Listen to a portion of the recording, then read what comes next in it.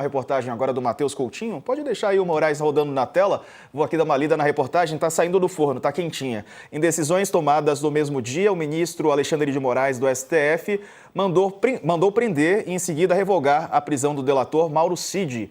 As decisões da última sexta não explicam os motivos da mudança de posição. O UOL teve acesso a decisões que estão sob sigilo e, ao determinar que Cid não fosse preso, ele usou como argumentos apenas fatos narrados pela Polícia Federal, sem explicar quais e por que eles seriam suficientes para suspender a prisão preventiva determinada mais cedo naquele mesmo dia. Moraes citou casos de Eduardo Bolsonaro e Carla Zambelli na decisão. Ambos deixaram o Brasil recentemente. Na avaliação de Moraes, os fatos mostram que há relevantes indícios de ações possivelmente coordenadas e estruturadas para obstruir o andamento da ação penal envolvendo Bolsonaro por tentativa de golpe. Também outros processos que atingem bolsonaristas no âmbito do STF. O ministro determinou a prisão preventiva e a tomada de depoimentos de Cid e Gilson Machado.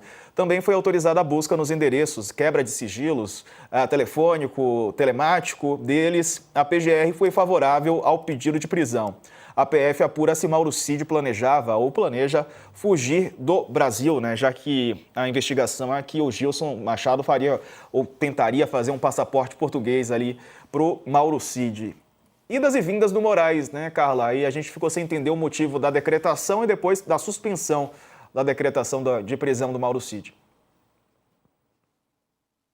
Diego, foi bem esquisita essa operação na última sexta-feira, justamente por isso, por duas razões, né? No caso do Cid, primeiro, a PGR pediu e o ministro Alexandre de Moraes autorizou, expediu um mandado de prisão preventiva contra o Cid, que foi revogado no mesmo instante, né? Eu estava conversando com algumas fontes do Exército na sexta-feira, porque como ele ainda é um militar da ativa, ele tem que ser acompanhado nessas operações por militares, né? Além da Polícia Federal, evidentemente, há ali um aviso protocolar, padrão.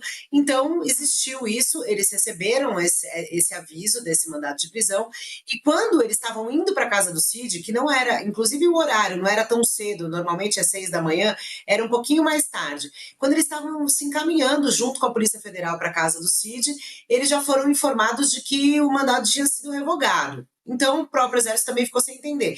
E aí, o que aconteceu? Naquele mesmo dia, o Cid foi levado à Polícia Federal à tarde, ali, né, no começo da tarde, para prestar um depoimento. Lembrando que ele é delator, então ele tem que aparecer e comparecer à Polícia Federal para esclarecimentos toda vez que a Polícia Federal quiser apurar qualquer fato relacionado a isso.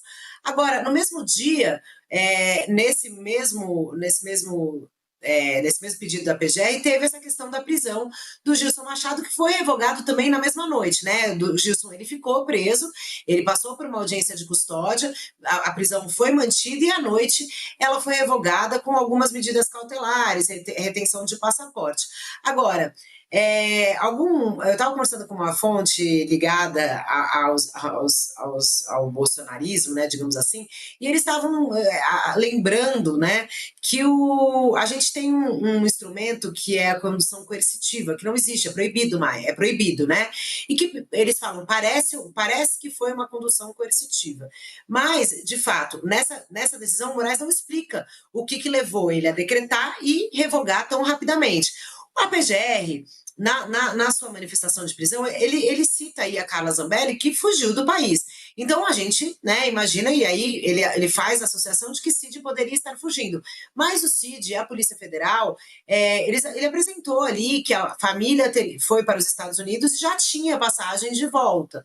Então, tanto é que quando o Cid depõe a Polícia Federal depois, a delação continua mantida, ele segue, então como se, digamos, a Polícia Federal tivesse acatado essas explicações do Cid.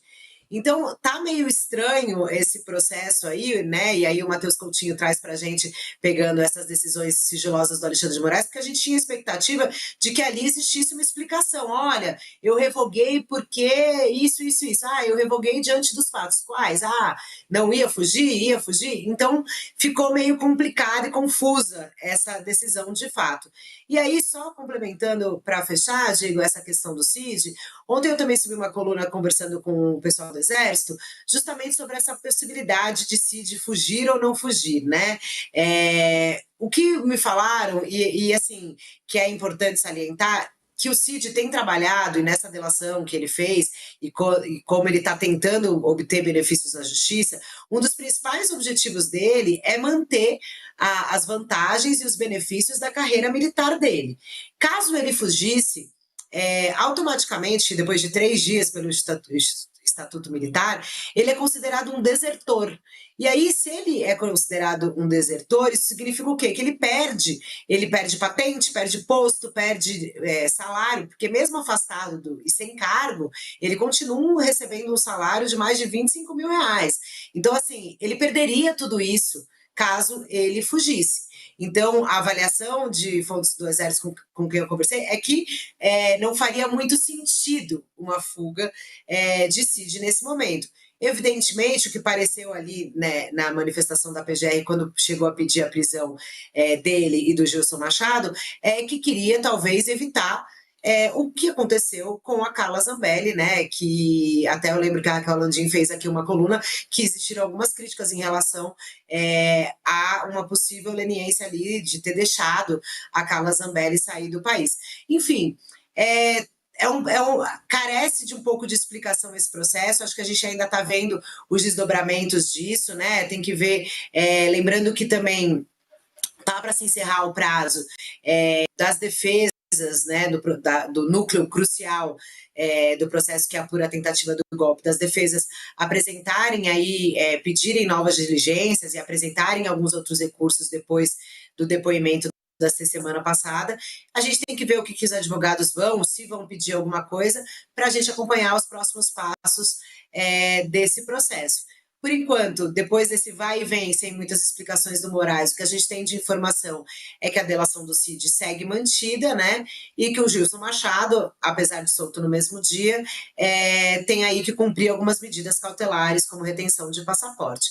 Enfim, aguardar aí os desdobramentos desse caso e ver se a gente consegue entender e explicar um pouquinho melhor o que aconteceu na última sexta-feira, Diego. A gente ainda tem poucas informações para chegar até alguma conclusão, né? Entender exatamente o que aconteceu.